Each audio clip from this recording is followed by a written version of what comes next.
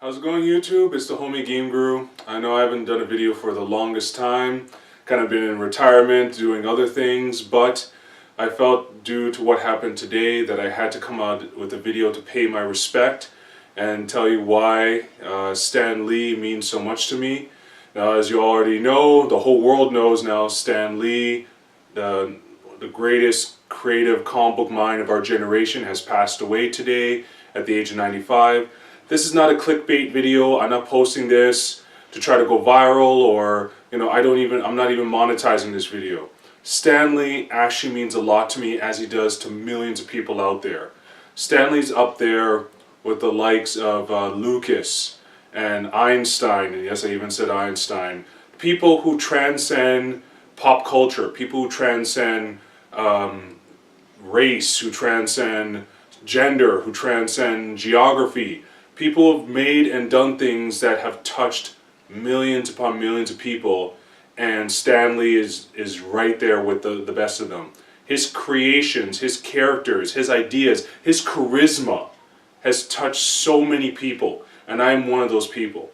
I met Stan Lee only one time. I wasn't able to get a personal picture with him, but I did get a signed photo, and I cherish this with my heart and soul. It'll never be sold. It's up there in my office, on my mantle, for me to always look at, because he inspired me that deeply. One of my first comic books I ever received as a kid was this, Silver Surfer number 4 from the 3rd series. Now, this is a very common book, but I cherish this as much of any other comic book I have in my collection. One person gave me a hypothetical a while ago. If you could save only one comic book out of your collection, if everything else is going to burn, which book would it be? And regardless of what other valuable books I have, this is the one book I will save, because this book changed my life. To put it in even better context, here I have the first appearance of Rogue, actually signed by Golden. I have the first appearance of Black Lightning, signed by Tony Isabella. And then I even have the Holy Grail, Amazing Heroes number 45, which is actually the first appearance of the Teenage Mutant Ninja Turtles before Gobbledygook number 1, signed by Kevin Eastman. And inside he actually acknowledges that this is the first appearance of the Turtles and the first copy he has ever signed. Like a Holy Grail book. If a fire was happening and could only save one comic book, it would only be this one.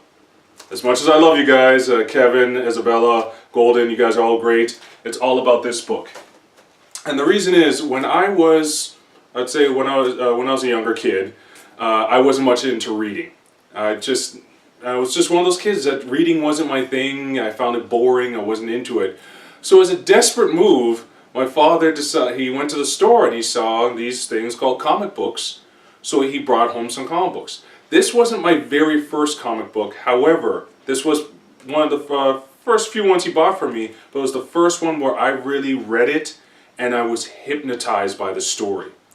And Silver Surfer is still to this day my favorite character. I loved Silver Surfer, and it's through this book and Stan Lee's creation of the Silver Surfer where my imagination went into overdrive. Just going through the book, and it's not like the greatest story on earth, but just for a young kid, you see this weird world where this guy on a surfboard goes to these alien planets and battles these equally powerful creatures. But yet there's stories about his love life with Mantis and his connection to Earth, and just all these amazing fantastical stories that came out of this man's mind and is translated to other artists and other writers who create these series.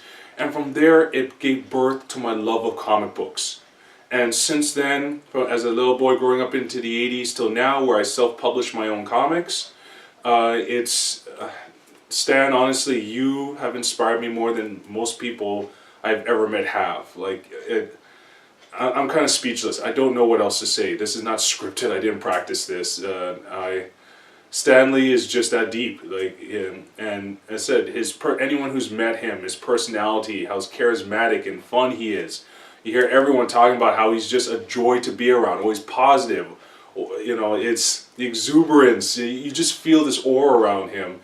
And just the multitude of characters. I'm not going to name them off. You guys know who they are. Just the superheroes and the stories and the magic he did with Jack Kirby and many other legends. It's just, at many dark times I went through when I was depressed, just picking up a Stan Lee comic book and reading through it just made my problems melt away, made me feel better.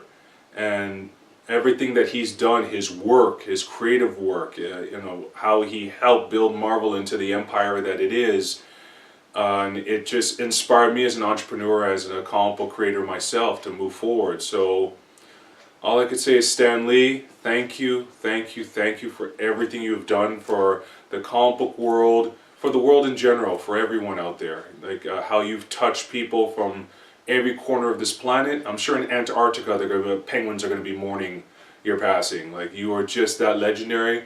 Love and respect to your family and to those that you leave behind.